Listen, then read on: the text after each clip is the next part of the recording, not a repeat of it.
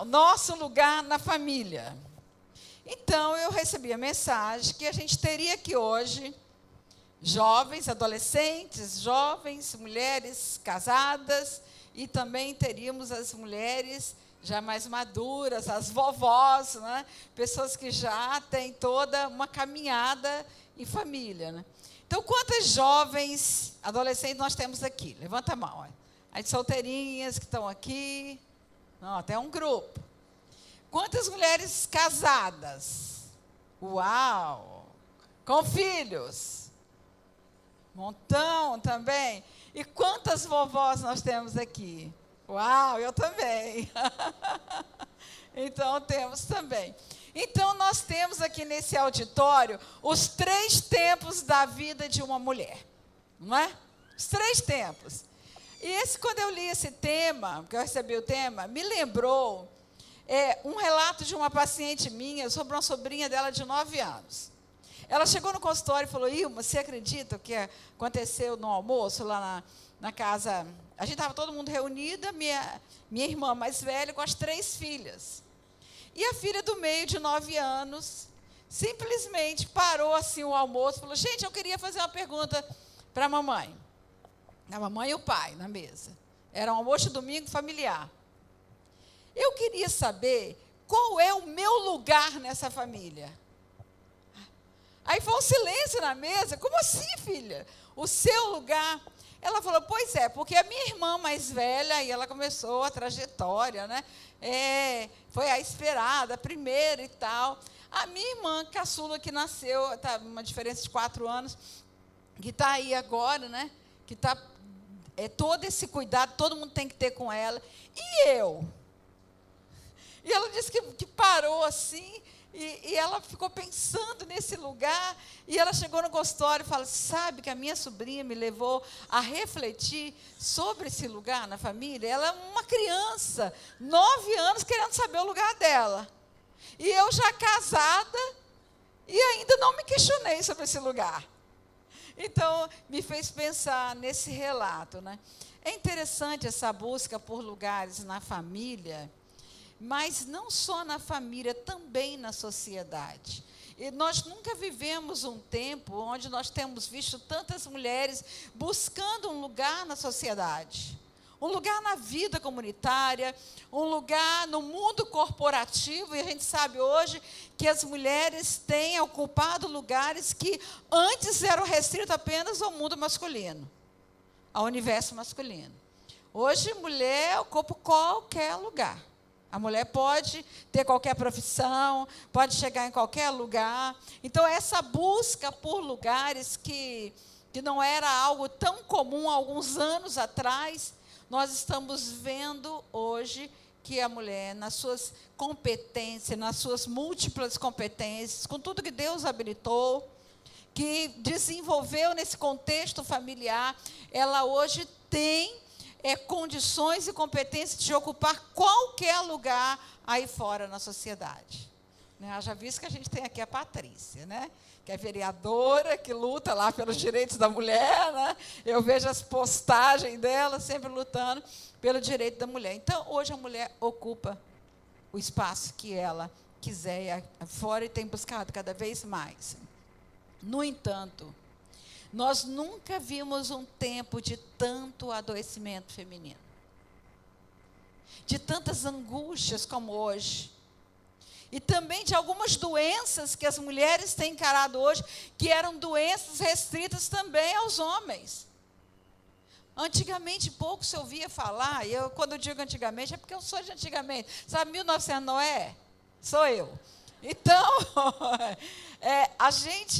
eu lembro assim, do universo da minha mãe, por exemplo. Era raro a gente ouvir mulher morrer de infarto, de AVC e de algumas outras doenças, que é a doença que homem tem. Homem morre de infarto, morre de AVC, morre disso, morre daquilo.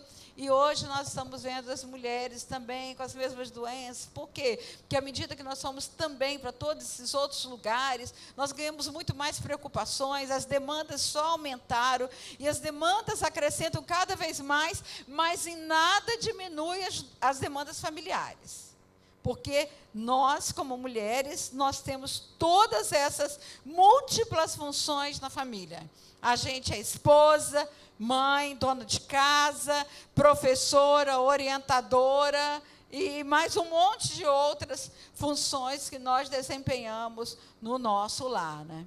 Então, uma coisa nós estamos vendo, as doenças da alma, elas têm crescido assustadoramente. Está aí a farmacologia, que joga todos os anos uma quantidade enorme de medicamentos no mercado para dar conta de todas as doenças que têm acontecido hoje na alma. Doenças da alma, as dores da alma. Nunca se vendeu tanto remédio para ansiedade, os ansiolíticos, os antidepressivos, remédios para depressão. Por quê? A Organização Mundial de Saúde diz que a depressão é o mal que mais irá ceifar vidas nessa década que nós estamos, na próxima década, perdendo apenas para as cardiopatias, as doenças do coração e também para o câncer. Mas o universo feminino é o que mais tem sofrido de câncer, né? Mais tem sido atingido de câncer e de depressão. Então, vai matar muito mais mulheres, como nós já estamos vendo todos os dias aí. Por quê? Porque mesmo com todos os lugares conquistados, tudo isso, o reconhecimento, o valor que tantas vezes uma mulher consegue em determinado lugar, porque tem toda essa habilidade de se dedicar, de fazer bem, de ser reconhecida, mas essa demanda toda não tem atenuado as angústias da alma de uma mulher, não tem preenchido o sentido da vida, o significado da vida, porque muitas vezes nós estamos vendo uma sobrecarga enorme. E nessa sobrecarga enorme, nessa correria que todas nós vivemos, nessas dificuldades, a angústia insiste em comparecer. E eu sempre digo que a angústia vem como aquela luzinha que se acende no painel do carro quando nós estamos dirigindo, e que às vezes a gente nem sabe o que é, eu pelo menos nunca sei. Acendeu a luzinha, fala, meu Deus, o que será, né? Bateria, motor, não sei o quê. Nem sempre a gente sabe, né? Que a gente também não tem muito tempo para aprender sobre mecânica de automóvel. Mas, na verdade, mas tem lá alguma coisa dizendo que alguma coisa não está funcionando bem no carro. A tendência nossa é continuar andando. Não, vai dar para chegar em casa, e muitas vezes não dá, muitas vezes o carro para, aí o comprometimento é muito maior, porque a gente insistiu. Na nossa alma é a mesma coisa. A angústia está lá piscando, está insistindo em comparecer. E nós vamos tocando a vida, porque a gente tem que ser forte, a gente tem que lutar, a gente tem que dar conta de tudo. E aí, nessa correria de dar conta de todos os lugares que nós temos que ocupar, na família e fora de casa, muitas vezes nós não temos tempo para olhar para as nossas próprias necessidades, para perceber. E aí a gente continua, e, na verdade, a gente nunca viu tanto adoecimento como transtornos psíquicos, a depressão, a ansiedade, as fobias, o pânico, as doenças psicossomáticas, que são sintomas depositados no corpo, que falam das dores e das angústias que estão na alma. O corpo hoje, há uns anos atrás, tinha um livro chamado Corpo Fala. Não é? Muita gente aqui deve ter lido. Mas eu costumo dizer hoje que o corpo grita. Não só fala, ele grita. E às vezes a gente não escuta os gritos do corpo. E aí, quando nós não escutamos os gritos do corpo, nós somos paralisados pela via da dor. E muitas vezes nós nos permitimos somente fragilizar pela via de um adoecimento, né? Mas, como nós temos aqui, não vou falar sobre esse assunto, mas como nós temos aqui os 3 tempos da vida feminina, né? As adolescentes e jovens no lugar de filha, as mulheres na função de esposa e mãe, e as mulheres que já criaram seus filhos, esses filhos que já saíram de casa, que já constituíram família e que exercem a função, na maioria, de avós. Então, por onde nós vamos começar para falar de lugares? Pelas meninas? Não. Não. Nada mais óbvio do que começar do começo, para nós compreendermos esse importante tema. Porque o começo sempre nos diz do propósito. É o começo que aponta para o futuro. O começo nos diz do objetivo, da visão de futuro, e é o começo que deve nortear as nossas prioridades da vida.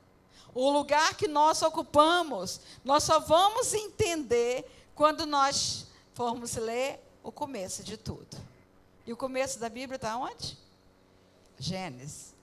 E é Gênesis que a gente precisa ir. Na origem. Por que nós não vamos começar pela menina? Pela criança? Porque Deus não começou pela menina. Deus começou pela mulher. Não é? Ele criou uma mulher pronta. Ele criou uma mulher pronta para ser esposa e mãe. Então, ele criou, na gênese da fundação, a mulher. E a mulher é a gênese da menina. E a menina inaugura a maternidade da mãe. Esse é o processo. Então, uma não existe sem a outra. A mulher vem, e aí ela vai ser o berço da menina. Ela vai carregar no seu ventre a menina, a criança. E aqui eu estou falando menina porque nós estamos falando para mulheres. Então, ela vai carregar no seu ventre a menina. Mas ela não vai carregar só uma menina. A menina vai inaugurar a mãe. Então, essa mulher vai carregar no ventre gerações. Ela é berço de gerações. Então, nós precisamos começar do começo, né? Nada mais óbvio. É até assim, um contrassenso a gente falar começar do começo, porque sempre começar deveria ser do começo, mas nem sempre começamos do começo. Bem, o começo diz assim, quando nós lemos no capítulo 1 de Gênesis, no versículo 1, que todo mundo conhece, o que está escrito lá no versículo 1, capítulo 1, versículo 1 de Gênesis? Bem alto, gente, vamos lá. No princípio criou Deus os céus e a terra. Simples assim. Uma declaração do princípio. A Bíblia não começa com uma historinha. Era uma vez um Deus que veio não sei de onde e que começou a criar. Não, a Bíblia tem uma declaração de início. No princípio criou Deus os céus e a terra. Você crê nisso? Ok? Porque se você crê, tudo que nós vamos refletir nesse tempo aqui, vai fazer sentido para você. Né? Isso vai promover, ali vai cair no seu coração, vai promover os questionamentos na sua vida, que irão impulsionar esse processo de compreensão do propósito de Deus para a vida da mulher. Vai produzir melhorias na sua relação com Deus, com você mesma, com a sua família, com o outro. Por quê? Porque à medida que nós compreendemos quem nós somos e qual é o nosso propósito de vida, nós começamos a melhorar. Isso vai trazendo paz na nossa alma. Mas se você tem dúvidas quanto a essa primeira declaração bíblica, tudo que nós formos falar vai parecer devaneios, delírios e não vai fazer significado. No princípio, criou Deus os céus e a terra. É muito simples a declaração, mas é muito profunda, porque essa é uma declaração que vai além da nossa limitada compreensão, mas tem uma revelação profunda que o Criador quer nos dar para nós compreendermos a singularidade feminina. Quem é a mulher no propósito de Deus? São muitas as questões que nós poderíamos fazer hoje que nos levariam a pensar sobre o lugar da mulher, sobre o sentido e o significado que tem a vida da mulher no propósito de Deus.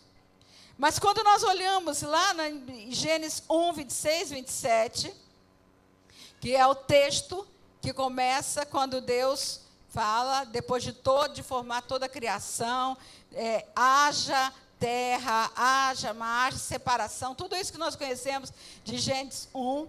Quando chega no versículo 26, Deus muda o verbo para o plural. Façamos o homem, façamos. Quem que estava ali nesse verbo plural? Quem é o Deus plural? O Elohim, aquele Deus que naquele momento se apresenta, né, na sua trindade. O Deus plural, Deus Pai, Deus Filho e Deus Espírito Santo. Então estava ali a trindade unida para falar, façamos o homem a nossa imagem, semelhança, está lá o texto bíblico, domine ele sobre os peixes do mar, as aves do céu. Deus dá todas as diretrizes para o homem ter domínio, para gerenciar a criação, para ser o porta-voz de Deus ali na criação. Ele recebe todas as diretrizes para esse trabalho. E aí, no versículo 27, diz, pode projetar? Criou Deus o homem à sua imagem, a imagem de Deus o criou, homem e mulher os criou. Então, está ali, declarada a criação da mulher. E após a criação de todas as coisas, como nós estamos vendo aqui, nesse texto bíblico, né, que descreve a criação do homem, formado da terra, na continuidade do texto bíblico, nós vamos ver que Deus começa ali, forma o homem do pó da terra, né? E eu imagino assim, na minha cabeça, assim, Deus pegando o pó ali, amassando, fazendo assim, não sei se ele fez um bonequinho primeiro, igual criança quando faz modelagem, né? Se ele deu alguma forma, mas uma coisa eu sei, ele tirou do pó da terra, ele criou o homem, e a Bíblia diz que ele soprou nas suas narinas e o homem foi feito alma vivente. Bem, será que nesse momento Deus não poderia ter feito logo o primeiro casal? Um homem e uma mulher? Ele não poderia ter feito do mesmo jeito Adão e Eva? Duas modelagens de barro, mas distintas na formação, segundo o seu propósito. Ele poderia ter feito isso. Ele poderia, não poderia, gente? Poderia, era o mesmo poder. Ele poderia ter feito isso. Ele poderia ter soprado na narina de Adão, depois na narina de Eva, e os dois teriam feito alma vivente. Mas não, não foi assim. Deus decidiu formar Eva a partir de um olhar perceptivo e analítico para Adão, porque Deus olhou com os olhos do seu coração e viu as necessidades relacionais de Adão e o propósito que ele deveria cumprir, a missão que ele deveria receber, porque Deus trabalha por propósitos, Deus não trabalha aleatoriamente, não foi aleatoriamente que ele fez Adão para depois fazer Eva, ele tinha um propósito, e ele olha ali para Adão e ele conclui, não é bom que o homem esteja só. Far-lhe-ei uma ajudadora, Gênesis 2,18, pode colocar o texto. Far-lhe-ei uma ajudadora, alguém que o auxilie, que lhe corresponda, que esteja ao seu lado, que se relacione com ele, que tenha um relacionamento de comunicação com o outro, que eu fico imaginando que Adão olhava toda aquela beleza do jardim, e ele olhava e ia compartilhar com quem? Ele certamente olhava para o cachorro e falava, cachorro, olha que jardim mais lindo, que coisa mais maravilhosa. E o cachorro, au, au. Não é? Não, tinha que ser com um ser semelhante, no mesmo nível, na mesma linguagem. E o texto diz, não é bom que o homem esteja só, farei para ele alguém que o auxilie e lhe corresponda. Na outra tradução, farei para ele uma ajudadora idônea.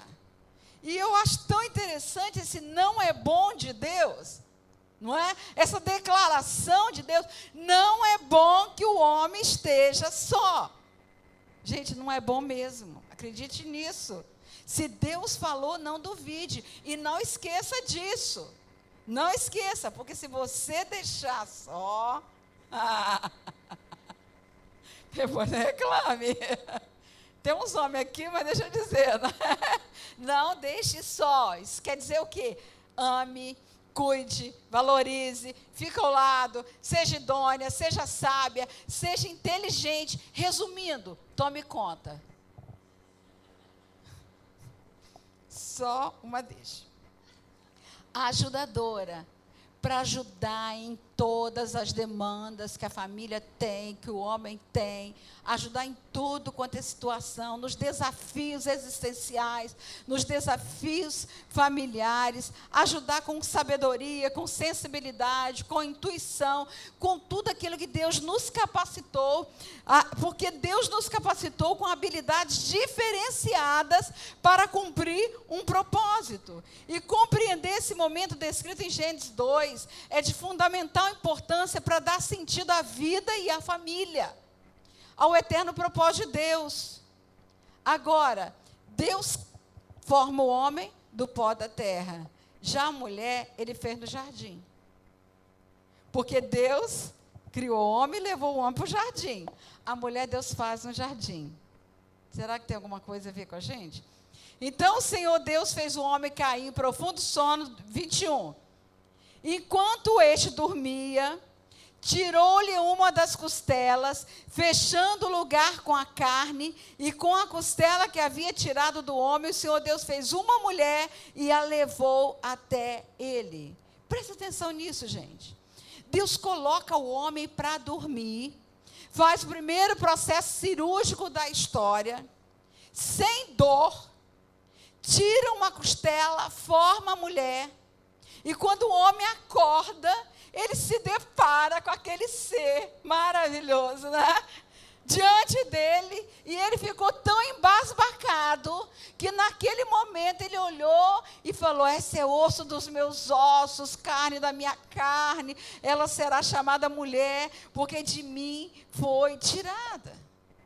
O primeiro cenário foi preparado para ser muito especial.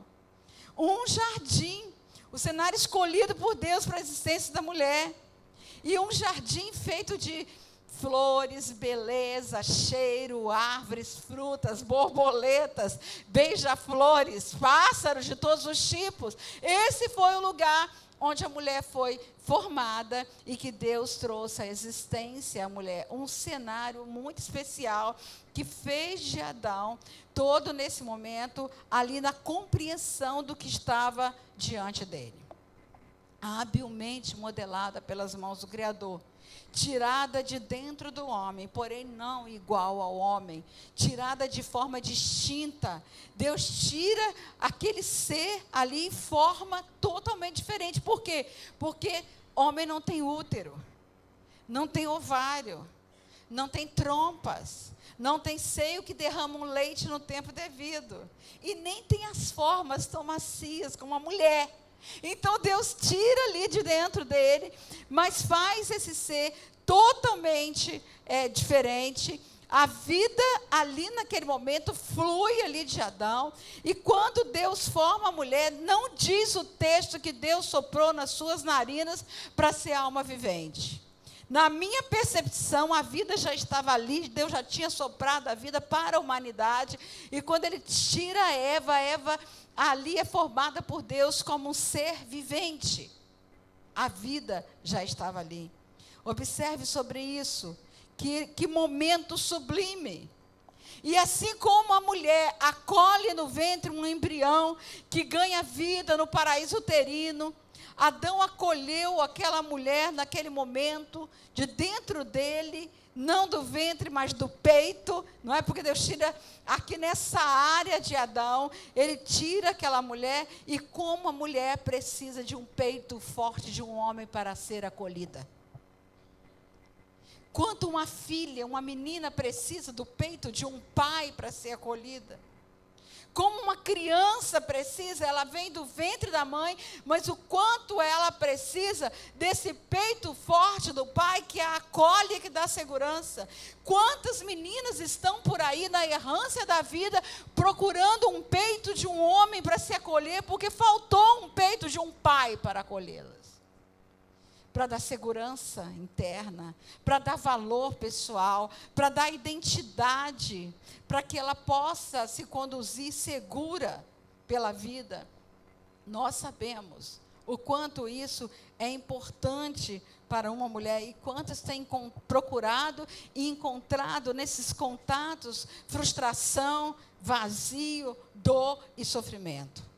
Então, esse lugar do pai, esse lugar do homem na vida de uma mulher, de uma família, é de fundamental importância para estruturar a família e para estruturar principalmente a vida de um filho e de uma filha.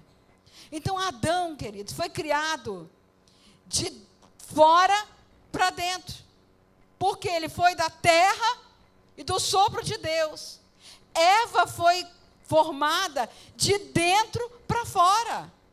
Então, são movimentos distintos. Deus tira de dentro e dá a vida aqui fora. Então, Eva foi criada da intimidade, do seio de Adão. A mulher da ordem da intimidade, a mulher tem todo esse contexto de aconchego, é ela que faz do seu lar um aconchego, ela que faz do seu lar esse lugar de segurança, esse lugar de refúgio, ela que acolhe esses filhos e dá esse lugar a esse homem para poder entrar ali. Eu tenho dito muito nas minhas palestras que quem funda um pai para um filho é a mãe. Ela que dá esse lugar, e está no lugar que a mulher ocupa na família. O lugar da família é dar o lugar ao homem, o lugar que ele precisa, legitimar a autoridade dele, para que ele ocupe um lugar que é dado pela mãe. Uma mãe funda um pai para o filho. Funda ou afunda, né? A gente já sabe disso, né? E essa distinção de formar e criar é tão interessante, que Isaías fala no capítulo 43, versículo 1, é essa distinção que me chamou muita atenção, quando ele diz: mas agora, assim diz o Senhor que te criou, Jacó, e que te formou, ó Israel. Então, Deus cria, Deus forma. Deus cria, Deus forma. Jacó foi criado, como todos nós seres humanos, no ventre de uma mulher. Mas Israel foi formado na dor, formado no processo de crescimento, formado naquilo que ele precisava para cumprir o propósito. Da mesma forma, Deus faz de uma forma muito especial a vida da mulher, trazendo a mulher à existência. E a gente pode dizer que Eva foi a melhor parte de Adão fora dele. A melhor parte. Deus tirou ali. E ela é ajudadora para conhecer suas necessidades mais profundas, porque ela veio dele. E é tão lindo compreender que após esse processo singular, todos os seres humanos, homens e mulheres, passaram a vir de dentro da mulher, do seu ventre, como geradora de vida, como berço de gerações. Esse é um lugar muito especial que a mulher ocupa na família.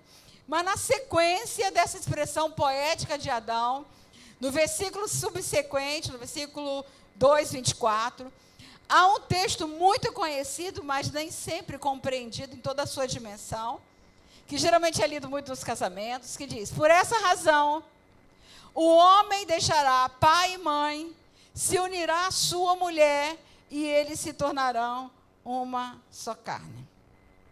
Observe que a palavra diz: deixará o homem. Não está incluindo a mulher? É claro que a gente sabe que está implícito que a mulher também vai deixar pai e mãe para se unir o homem.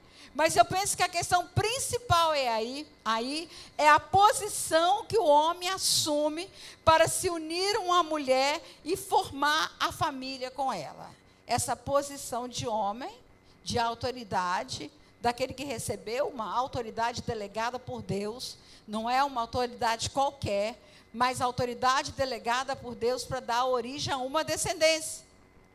Um homem é preparado por um pai e uma mãe para se tornar igual ao pai, na mesma posição, assumir a posição de autoridade, junto a uma mulher para formar a descendência. E ele deixa a condição de filho para ser esposo e pai, de criança para ser adulto, de imaturo para ser maduro, de protegido para ser protetor, de dependente para ser interdependente, e liberado e autorizado a ser uma autoridade, ajudado por sua mulher. Logo, o homem muda de posição.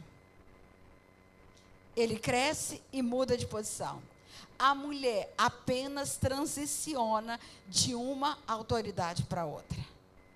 Ela sai debaixo da autoridade do pai. Eu estou falando isso no sentido espiritual, tá, gente? Ela sai debaixo da autoridade de um pai. Ela sai com um propósito muito especial. E ela se coloca debaixo de uma missão, de uma autoridade de um marido, espiritualmente, para fazer uma só carne com ele, para que juntos eles possam formar uma descendência. Mas é bom lembrar que mulheres feridas, empoderadas na cultura deste mundo que jaz no maligno, não transiciona de autoridade e permanecem imaturas no relacionamento conjugal, disputando lugar do homem, disputando lugares na família, fundando uma descendência com distorções estruturais para assumir os lugares de esposa e mãe. Por que isso acontece? Porque quando há disputa de lugares na família, começa a haver as disfunções familiares. Porque nós não precisamos disputar lugar. Nós temos um lugar especial, um lugar sublime, um lugar muito importante no projeto de Deus. E nós, como ajudadora, nós estamos juntos. Nós não estamos lá separadas. E é importante compreender que o deixar pai e mãe não é um deixar aleatório, é um deixar que é norteado pela honra. Há um princípio que está junto com esse princípio de deixar pai e mãe, que é o princípio da honra, dado na lei, repetido por Jesus, repetido pelos apóstolos. O apóstolo Paulo, quando ele escreve aos Efésios, que ele está ali falando das funções familiares, ele vai falar da honra aos pais. Honra para que viva bem sobre a terra. Então, a honra é um princípio que norteia o princípio de autoridade. A honra é a base para uma pessoa ser bem-sucedida. E aqui uma palavra para as mulheres em condições de filha que estão aqui hoje, nesse culto. A família é o campo de treinamento para todos os papéis que nós vamos desempenhar ao longo da nossa vida. É na família que nós aprendemos a nos relacionar. É na família que nós construímos os referenciais, os modelos familiares. É na família que nós construímos as nossas crenças e valores. E a honra aos pais é a base para o sucesso em todos os papéis que nós vamos desempenhar na vida. Na verdade, a honra aos pais libera a capacidade de amar. E a honra aos pais estrutura a alma. Em todas as histórias de pessoas que têm dificuldades para amar, que têm o fluxo do amor obstruído na sua vida, que não consegue, como é que a gente sabe muitas vezes que uma pessoa tem dificuldades para amar? Porque ela não consegue amar a si mesma. Ela tem um processo de comportamento que auto-sabota seus próprios desejos. Ela faz coisas que trazem resultados destrutivos para a sua própria vida.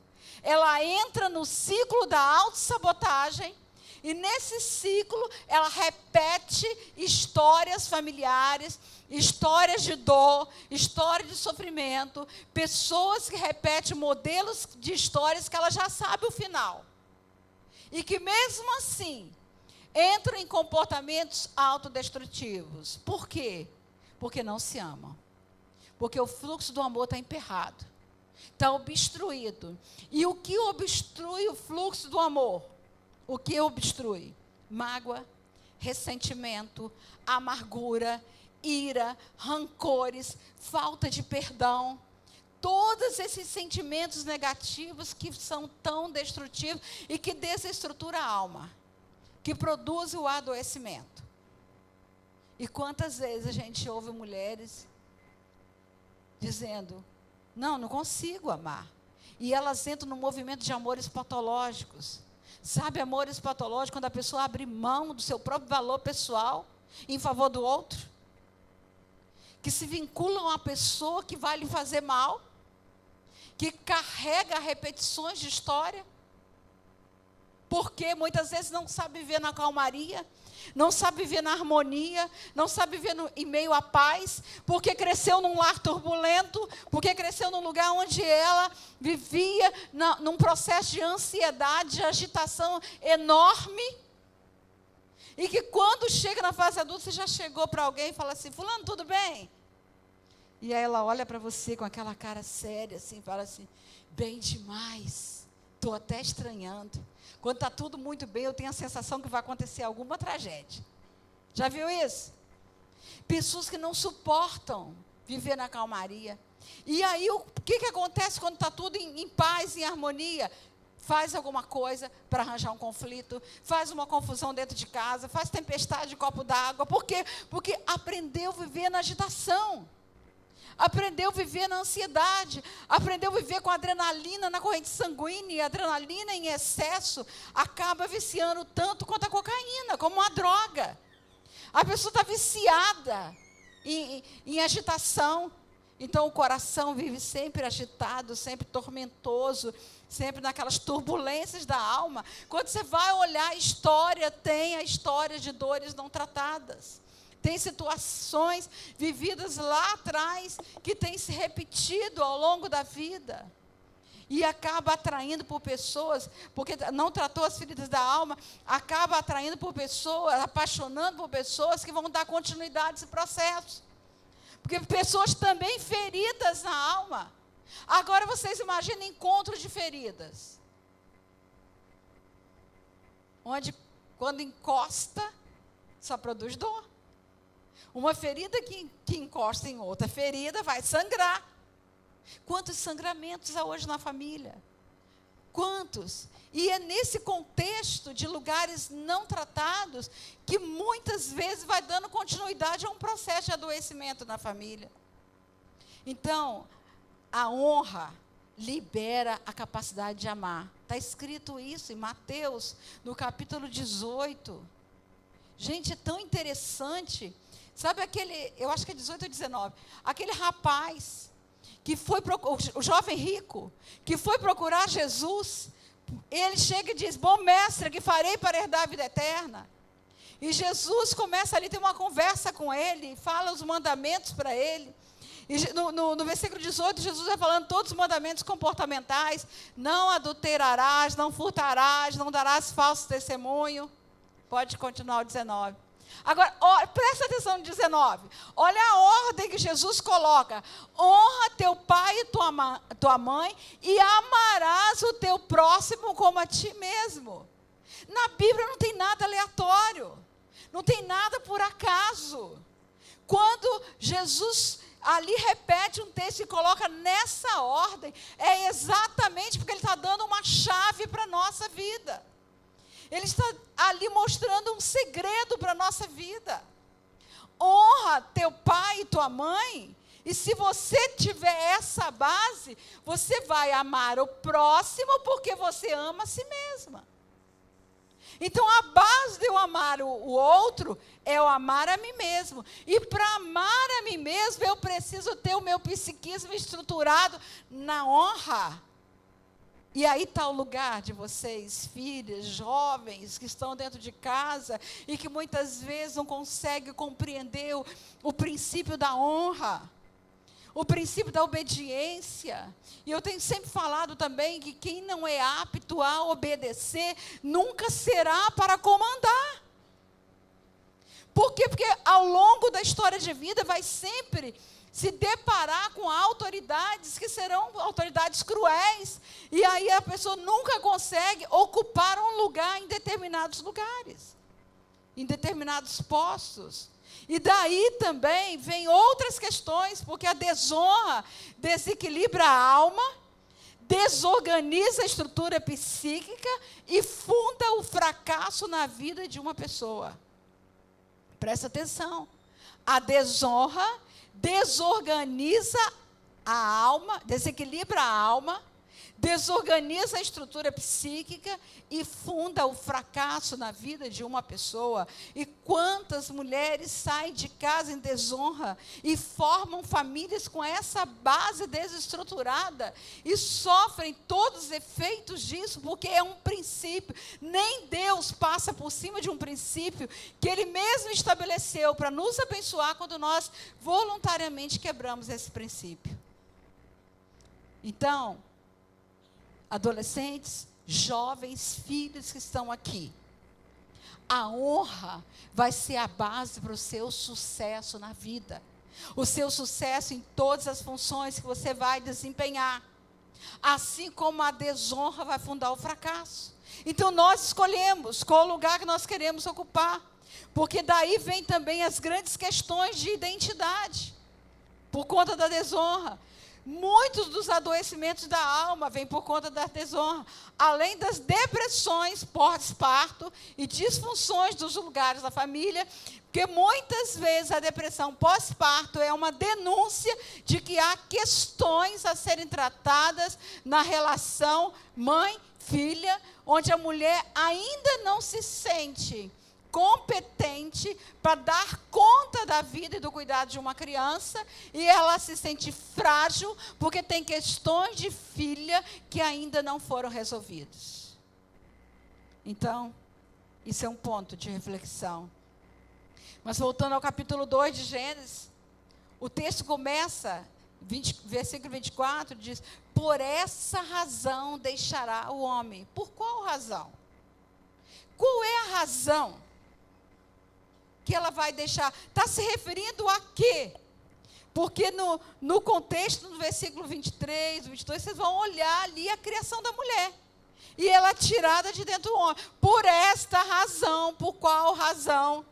No contexto espiritual. A mulher tirada do homem, para estar ao seu lado como ajudadora, na construção da descendência e da história familiar. Ela retorna à sua origem, para se fazer uma só carne com o homem. Ela torna essa origem pela via da aliança conjugal.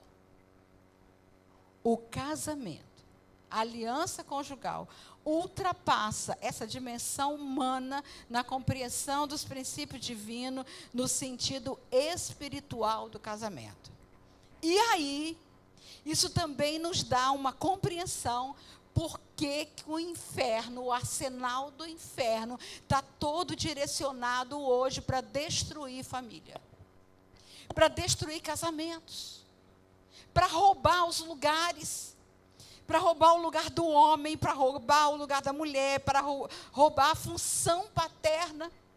Que mais nós temos sofrido no tempo de hoje do que a função paterna sendo roubada? A função paterna é um lugar do pai na vida de um filho. E a estratégia de Satanás é roubar o lugar do pai na vida de um filho. E todos os dias nós estamos vendo isso.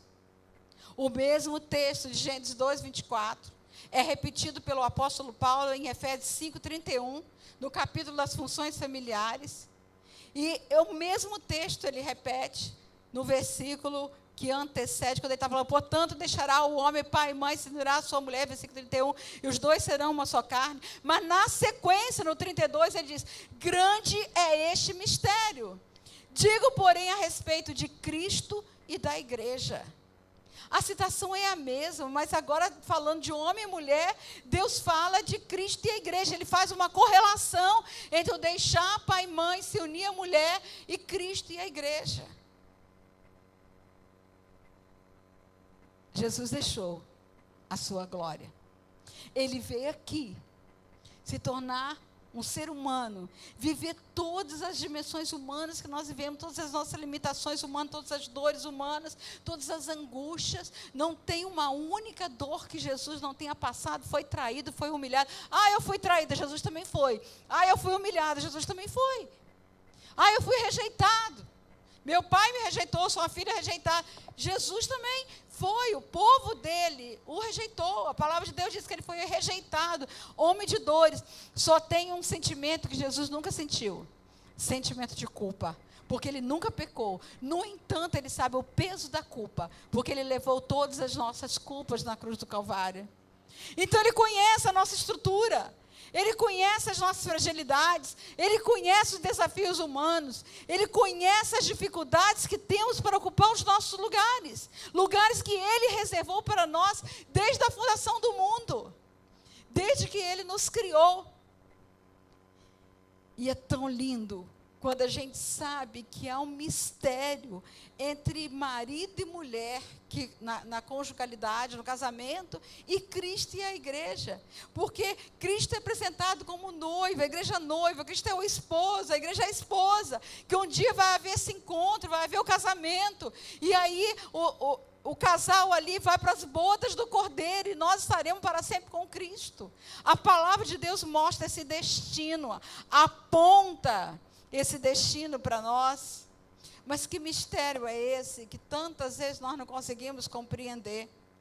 Eu penso que a oração sacerdotal de Jesus, registrada por João no capítulo 17, aponta a direção desse mistério, quando Jesus ora pela nossa unidade, quando ele pede ao Pai a mesma unidade registrada em Gênesis 26, a unidade entre Pai, Filho e Espírito Santo, unidos, mas cumprindo funções distintas, a unidade do propósito.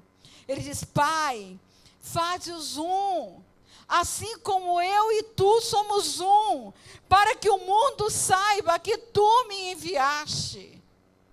Nós só vamos compreender o que significa esse texto de Gênesis 2, 24, se nós compreendermos o significado dessa oração de Jesus na dimensão do casamento, da conjugalidade, da unidade de propósitos que precisa haver entre marido e mulher, para o cumprimento das suas funções, para ocupar os lugares definidos por Deus. Para a gente compreender que a nossa luta não é contra carne e sangue, como o apóstolo Paulo diz em Efésios. A nossa luta não é contra carne e sangue, é contra principados, potestades, dominadores, todo o mundo das trevas, o mundo espiritual das trevas, que anda ao derredor, procurando destruição, rugindo como um leão, como Pedro fala, buscando alguém para tragar. Ele quer roubar a mim e a você. Ele quer roubar da nossa família. Ele quer roubar os filhos que carregamos no ventre. Por isso que Deus, desde o princípio, interditou a amizade de Satanás, do diabo com a mulher. Porém, inimizade entre ti e a mulher. Porque a abordagem de amizade começou lá no Éden. Deus interditou. Porque Deus interditou para proteger o que a mulher carregaria no ventre. Porque do ventre da mulher viria aquele que esmagaria a cabeça da serpente. E, na verdade, Deus queria proteger o que nós carregamos, queridas, porque nós não geramos filho para povoar o inferno, nós geramos filho para povoar os céus. E ninguém pode bater mão na nossa herança. Aleluia.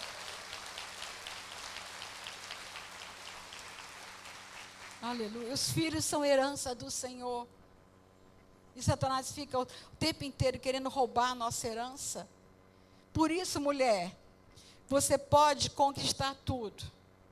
Todos os lugares que nos são devido às múltiplas competências, a tudo que nós temos conquistado hoje. Você pode brilhar, você pode ser reconhecido em lugares, posições, coisas, pode ser reconhecido em tudo, e não é difícil, tendo em vista todas as habilidades que Deus nos deu.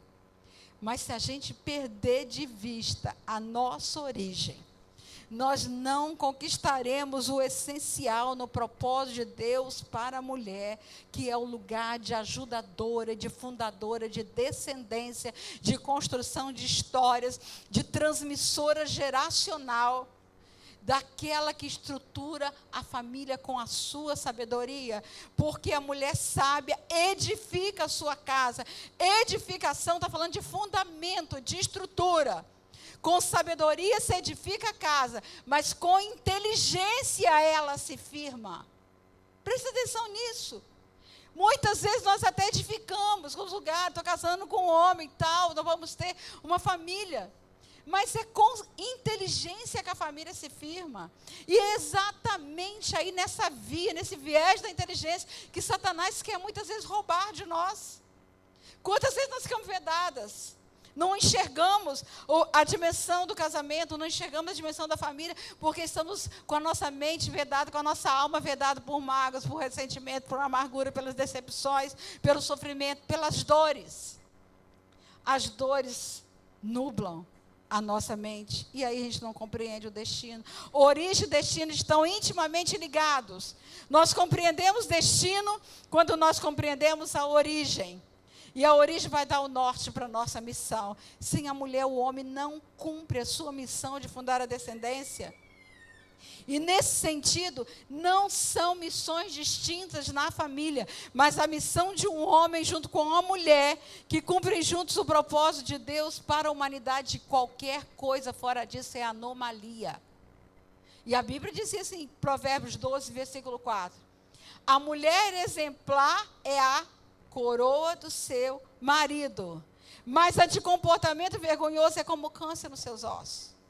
Por que ela é a coroa do seu marido? É porque você é velha? Não, ganhou a coroa? Não. É porque é você que dá a ele esse lugar de reconhecimento. Coroa porque está falando de rei. Mas rei no sentido espiritual é aquele que tem as diretrizes. Aquele que dá segurança. Aquele que protege. Tudo isso que a palavra de Deus diz. Mas a de comportamento vergonhoso, ou que menospreza, é como câncer nos seus ossos. De onde que a mulher foi tirada? Do osso. Então ela adoece a sua origem. Ela adoece a sua origem. E a falta de reconhecimento desse lugar traz a desonra, o menosprezo, e o desrespeito enfraquece esse lugar do homem, adoece sua alma, paralisa, e aí vem metástase. Da onde vem as metástases? Espalha. Vai espalhar em quem? Nos filhos. Na próxima geração. E essa é a estratégia de Satanás. Roubar os lugares masculinos na família. Distorcer para poder embrutecer o mundo, para tornar o mundo muito mais violento. Porque, na verdade, quando uma mulher tem que assumir papéis que não são dela, lugares que não são dela, quando ela tem, e ela faz isso, porque quando ela fica sozinha, ela tem que ser guerreira, forte, ela vai educar o filho, mas eduque seu filho, eduque e ensine ele o caminho, mas não é um lugar que uma mulher pode ocupar, mas ocupe, mas faça isso no nome do pai. O que é fazer no nome do pai? Até um pai morto, até um pai que nunca se preocupou com seus filhos, pode se tornar presente na família quando a mulher, né, dá esse lugar pela via da linguagem. Como que é isso? Menino, você quer fazer isso? Não, não vai. Se seu pai estivesse aqui, ele não deixaria. Então sou eu que estou, eu sou responsável por você e você não vai fazer. O que é isso? Dar o lugar mesmo vazio. Por quê? Porque há um Deus Pai que vai honrar essa sua luta, essa sua dificuldade, esse lugar vazio que ficou, onde Deus vai te capacitar a conduzir os seus filhos. Mas não perca a ternura, mulher. Não perca a ternura, não perca a meiguice, porque o que embrutece o mundo, deixando o mundo mais duro e áspero, mais selvagem, não é tantas vezes essa rudeza do homem, que tantas vezes tenta impor a autoridade pelo autoritarismo, mas a perda da ternura da mulher, porque quando uma mulher fica dura, áspera, grosseira, ela perde exatamente a parte essencial que desenvolve a sensibilidade nos filhos, porque a mulher dá a ordem do amor, a essência da mulher é o amor, e quando a mulher perde a sensibilidade, ela se torna dura, enrijecida, e os filhos perdem esse lugar da sensibilidade da natureza humana. Portanto, o custo dessa perda vai se ver nas gerações seguintes. E para fechar, Deus está convocando uma geração de mulheres para fazerem diferença. Nesse mundo que faz tudo para nivelar a mulher a um nível de mediocridade, num sistema maligno, perverso, que quer desviar a mulher do propósito de Deus. Para vocês, meninas e jovens, honra seus pais. para você ser liberada para assumir o seu lugar de mulher, de esposa, de mãe, entender o que é submissão, para ocupar o seu lugar na família e no mundo. E para a vó? Não vou falar nada para a vovó?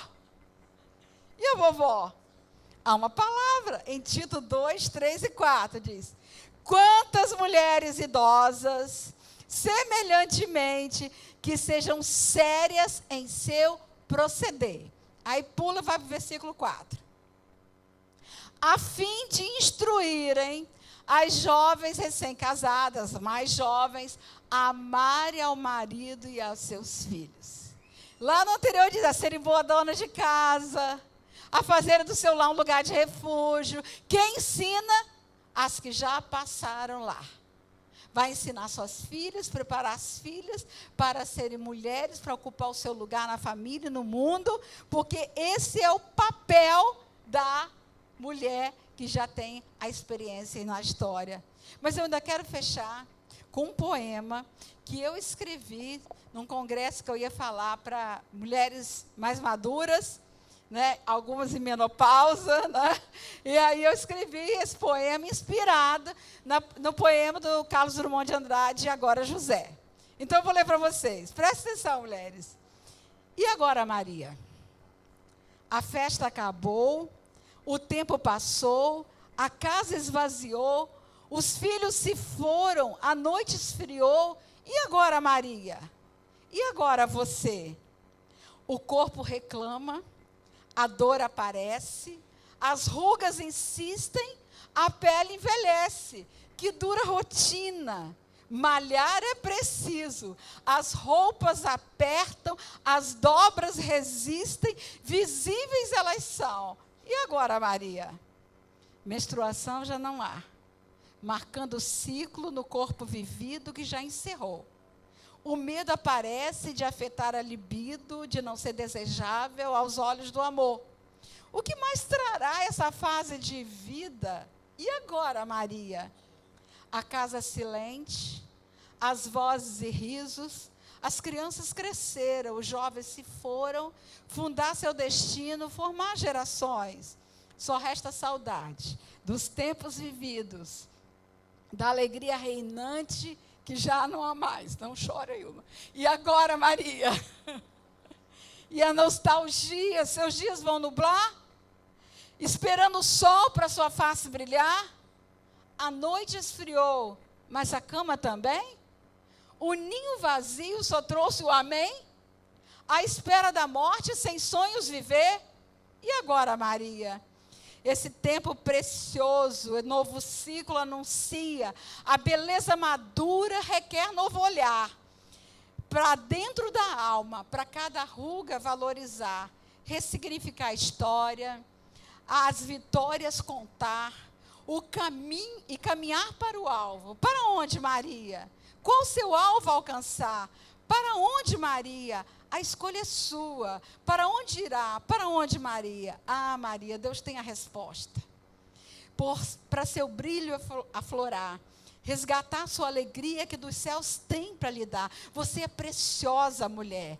Você é preciosa, Maria, em todas as fases da vida. Seu valor é inigualável. É o seu desafio, Maria. É a oportunidade do seu milagre de transmitir a história, de mostrar as vitórias e de Deus proclamar. Amém.